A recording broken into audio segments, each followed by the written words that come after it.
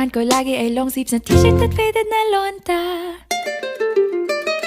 Pero noong makilala kita, nagbagong bigla ang aking timpla. Natutuwa ko na magpariban at mag-ahit ng kilay at least once a month. Hindi ko alam kung anong meron ka na sa akin ay nagpalambot ng bigla. Sinong mag-aakalang lalaki pala ang bibihag sa tulad kong tigreng gala. Kahit ako'y titibo-tibo, puso ko ay titibok-tibok pa rin sa'yo.